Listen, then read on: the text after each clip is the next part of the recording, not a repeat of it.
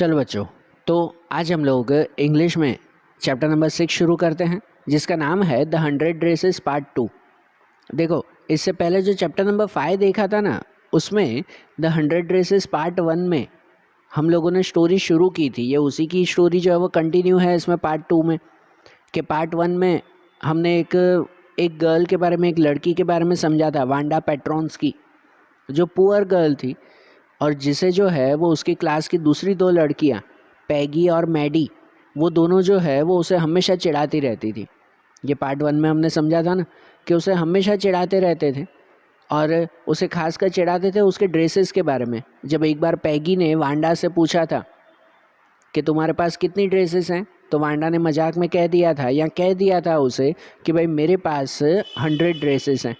और तब से सब स्टूडेंट जो है वो उसे इसी बात पे चिढ़ाते थे। और फिर जब स्कूल में ड्राइंग कंपटीशन हुआ था तो वांडा पेट्रोन्स्की ने जो है वो रियली खुद 100 ड्रेसेस की ड्राइंग्स उसने बनाकर दिखाई थी, कि जो क्लास टीचर ने पूरे क्लासरूम की चारों दीवारों पर वो 100 ड्रेसेस लगा दी थी। बराबर ना, ये हमने पार्ट 1 में देखा था ना। और पार्ट 1 की एंडिंग वहाँ पे हुई थी कि पहले सब उसे चिढ़ाते थे, लेकिन उसके 100 ड्रेसेस की ड्राइंग देखकर सबका मन बदला कि अब कोई भी जो है वो उसे चिढ़ाता नहीं। ये सब ने नक्की किया था और सब लोग जो है वो उसके लिए तारीफ़ कर रहे थे, तालियां बजा रहे थे। लेकिन उस वक्त वांडा पेट्रोन्स्की स्कूल में नहीं थी। वांडा पेट्रोन्स्की जो है वो काफ़ी दिनों से स्कूल नहीं आ रही थी, बराबर ना। और अब सब ने अपना मन बदल लिया था कि अब जब वांडा आएगी तो हम कभी उसे चिढ़ाएंगे नहीं। लेकिन वांडा तो यहाँ पर थी नहीं ना स्कूल में। तो उसके आगे क्या, वो ये सेकंड पार्ट में देखते हैं, कि जिसमें सेकंड पार्ट की शुरुआत ऐसे होती है कि जो क्लास के टीचर हैं मिस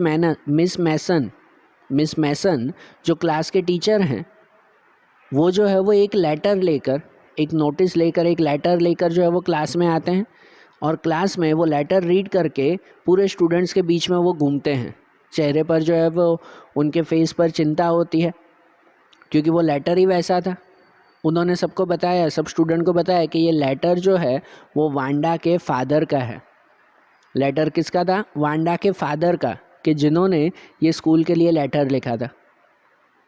उन्होंने फिर मिस मैसन ने जो है वो सबके सामने वो लेटर पढ़ा, कि जिस लेटर में ये लिखा हुआ था, वांडा के फादर ने ये लिखा हुआ था कि अब जो है वो वांडा और उनके ब्रदर जैक, उन दोनों को अब स्कूल में नहीं लाएंगे। वो स्कूल से इनको बाहर निकाल रहे हैं और एक बड़े शहर में जा रहे हैं, कि जहाँ पर कोई भी उनकी मजाक नहीं उड़ाएगा, न ही कोई जो है वो उनका नाम रखेगा अलग अलग। बराबर। मतलब वो लेटर में क्या था, तो लेटर में वांडा के फादर ने प्रिंसिपल को ये लेटर लिखा था कि वो वांडा और उसके भाई जैक को स्कूल से निकाल रहे हैं। जहाँ वांडा के बारे में तो हमने पार्ट 1 में समझा ही था कि सब स्टूडेंट उसे चिढ़ाते थे, उसके नाम की वजह से उसे चिढ़ाते थे, बराबर। और उसके भाई को भी, उसके बारे में मेंशन नहीं है, लेकिन उसके भाई को भी उसके क्लास में जो है वो चिढ़ाते होंगे। तो अब जो है वो सब स्टूडेंट को बहुत ज़्यादा दुख हुआ, सबको बहुत ज़्यादा दुख हुआ। सबको कहते हैं ना, पछतावा हुआ। अब सबका माइंड तो बदल चुका था, सबने नक्की कर लिया था कि अब जब वांडा पेट्रोन्स्की आएगी तो कोई भी उसे चिढ़ाएगा नहीं। उन्होंने नक्की किया था उसकी ड्राइंग देखकर। लेकिन उसके दूसरे ही दिन ये लेटर मिला कि वांडा पेट्रोन्स्की तो अब कभी आएंगे ही नहीं। और उनको क्यों स्कूल से निकाला गया? वो निकल गए, खुद निकल गए। क्यों स्कूल से खुद निकल गए वो? क्योंकि सब स्टूडेंट उसे चिढ़ाते थे।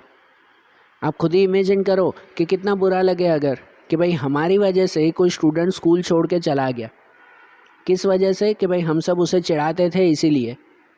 तो अब सभी स्टूडेंट को बहुत दुख हुआ, सबको जो है वो बहुत बुरा फील हुआ कि भाई हमारी वजह से वांडा पेट्रोन्स्की स्कूल छोड़कर चली गई है, क्योंकि हम सब उसे चिढ़ाते थे।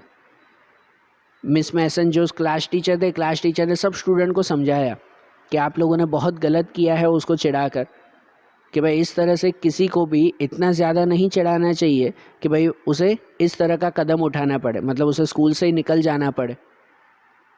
तो सब स्टूडेंट को बहुत बुरा हुआ, सब ने जो है वो सॉरी भी फील किया।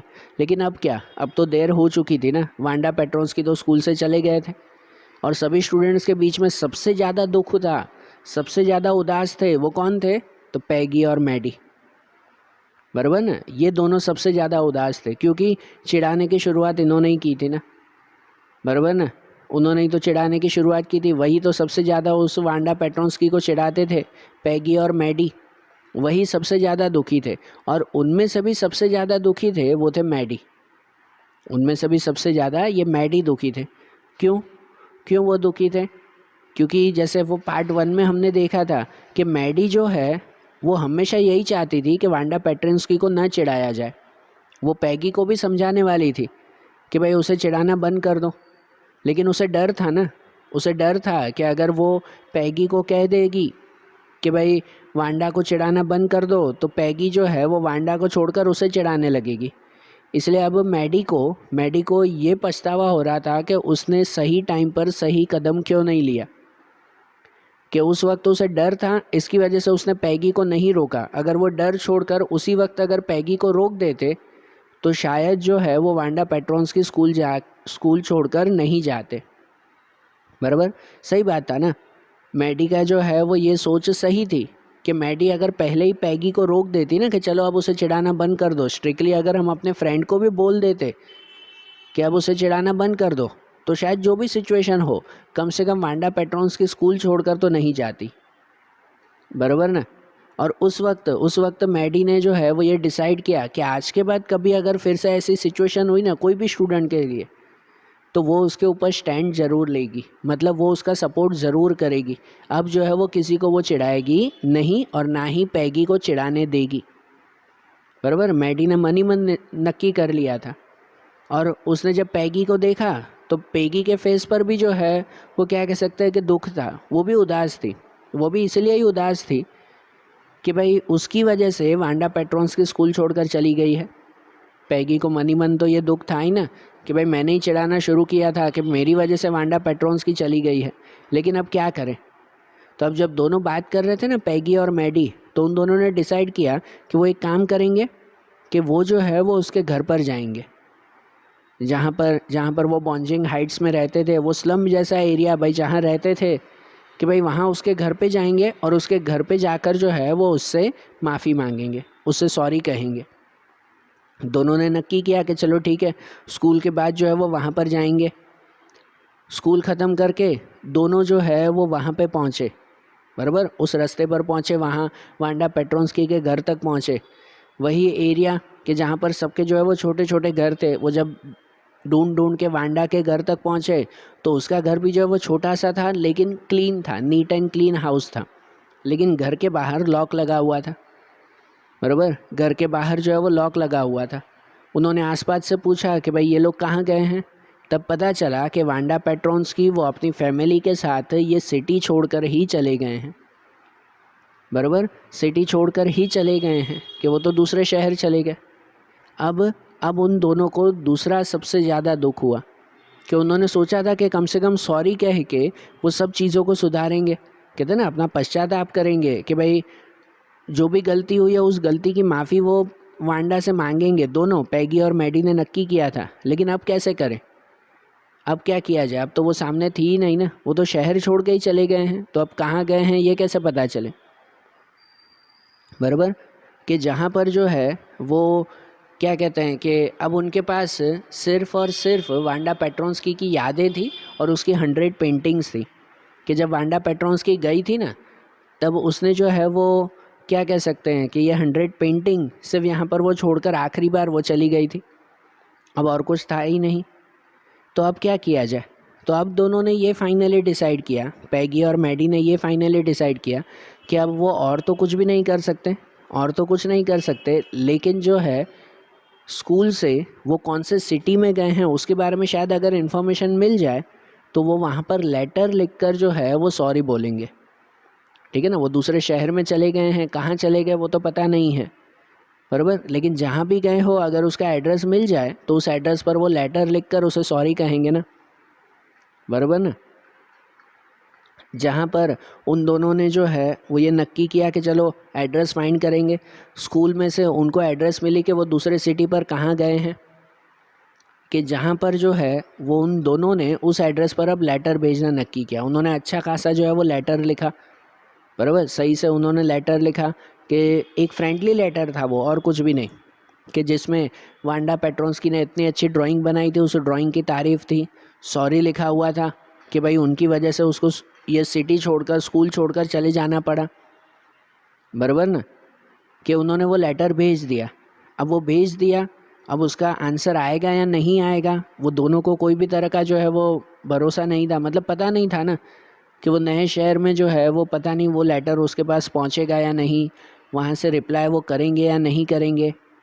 लेकिन कम से कम उन दोनों के मन में थोड़ी सी राहत हुई, वो लेटर लिखकर पैगी और मैडी दोनों के मन में थोड़ी सी राहत हुई कि चलो हमने जो है वो कुछ सॉरी तो बोला ना, बराबर ना।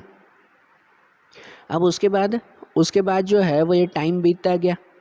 अब एक दिन जब जो है वो क्रिसमस का टाइमिंग था, क्रिसमस वैकेशन होती है ना, जैसे कि क्रिसमस वैकेशन से पहले का आखिरी दिन था, कि जब आखिरी दिन में जो उनके क्लास टीचर थे मिस मैसन, वो मिस मैसन जो है वो क्लास में फिर से एक लेटर लेकर आए। और अब ये लेटर किसका था? वही वांडा पेट्रोंस्की का था, कि उन्होंने जो है वो सब स्टूडेंट के सामने वो लेटर बताया कि वांडा पेट्रोंस्की ने हमारे लिए ये लेटर लिखा है। तब उस वक्त पैगी और मैडी सबसे ज़्यादा खुश हुए कि चलो उन्होंने लेटर भेजा था, वो लेटर वांडा तक पहुंचा है और वांडा ने उसका जवाब भी दिया है स्कूल में, बराबर ना। कि जहाँ पर उस लेटर में वांडा पेट्रोंस्की ने क्या लिखा था, अब ये ध्यान से सुनना, कि जो लेटर उन्होंने दूसरे शहर से भेजा था वांडा पेट्रोंस्की ने, उसने लिखा था कि भाई ये लेटर उन्होंने सबसे पहले तो भाई इसलिए लिखा है कि जो 100 ड्रेसेस है ना भाई, वो 100 ड्रेसेस भले स्कूल में सब स्टूडेंट रख सकते हैं, बराबर ना। कि भाई उन्होंने लेटर में लिखा था कि ये 100 ड्रेसेस सभी स्टूडेंट के लिए हैं, कि भले वो स्टूडेंट रख सकते हैं, बराबर।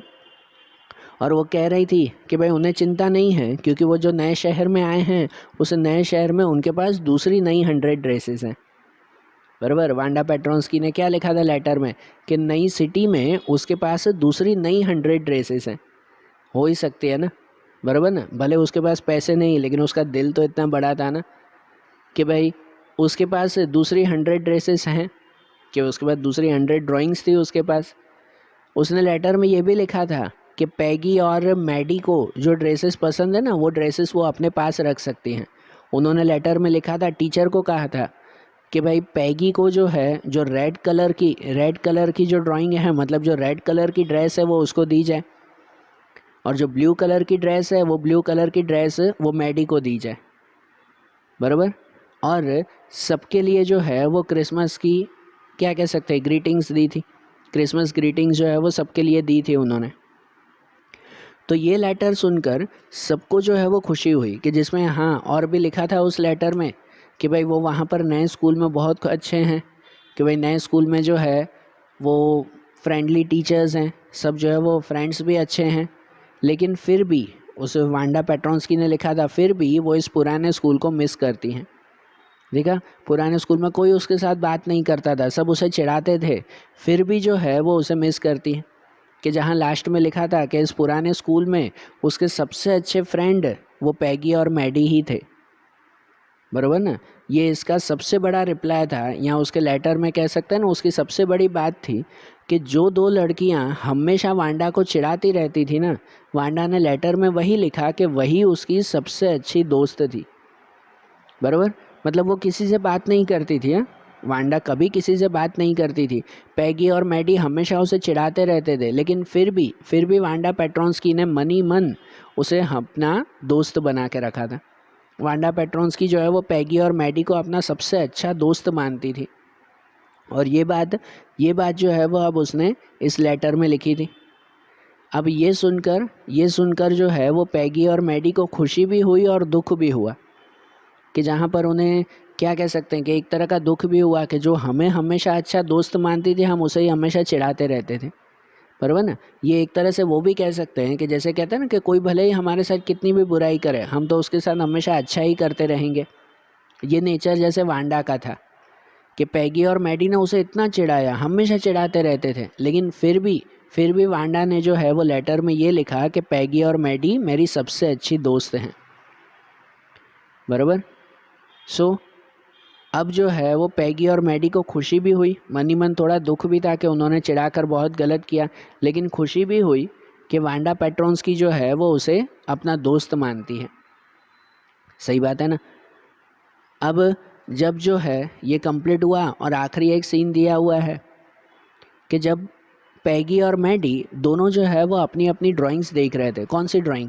कि जो लेटर में लिखा था ना, वांडा ने लिखा था कि भाई ये रेड कलर की ड्रेस जो है वो पैगी को दे देना, मतलब वो ड्राइंग, रियल ड्रेस नहीं, वो ड्राइंग की ड्राइंग उसमें, और जो ब्लू कलर की है वो मैडी को दे देना।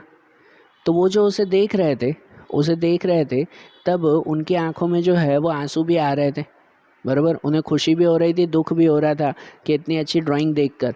फिर जो है वो सडनली उनका ध्यान गया, मैडी का ध्यान गया जहाँ सडनली, कि जो ड्रेसेस थी ना, 100 ड्रेसेस थी वहाँ पर, उनके फेस पर ध्यान गया। पहले तो अभी तक सबने ड्रेसेस देखी थी, लेकिन अब ध्यान गया फेस के ऊपर, कि जहाँ पर वांडा पेट्रोन्स्की ने जो फेस बनाया था ना, वो 100 ड्रेसेस में फेस भी जो है वो उसने किसका बनाया था? तो वो फेस भी पैगी का ही बनाया था, बराबर ना। कि भाई जहाँ पर पैगी का ही फेस जो है वो सबके लिए बनाया था, कि अब जो है वो सबको रियलाइज़ हुआ, खासकर पैगी को रियलाइज़ हुआ कि वांडा पेट्रोन्स्की सच में जो है वो मुझे अपना दोस्त बनाती थी, बराबर ना, या दोस्त मानती थी। क्योंकि जो भी ये 100 ड्रेसेस बनाई है वो सबकी सब ड्रेसेस वो किसके लिए बनाई थी? पैगी के लिए बनाई थी। सब पे पैगी का फेस बनाया हुआ था, उसके जैसा सिमिलर फेस वो ड्राइंग में बनाया हुआ था, और उस पैगी को जैसे जो है वो 100 ड्रेसेस गिफ्ट दी थी। सोचो ना, ड्राइंग बनाई हुई थी जिसमें पैगी का फेस और उसके लिए जो है वो 100 ड्रेसेस वहाँ जैसे पहनाई हुई, बराबर। तो सही बात है ना। ये सुनकर जो है वो पैगी सबसे ज़्यादा खुश हुई कि सच में वांडा पेट्रोन्स्की जो है वो मेरी सबसे अच्छी दोस्त है।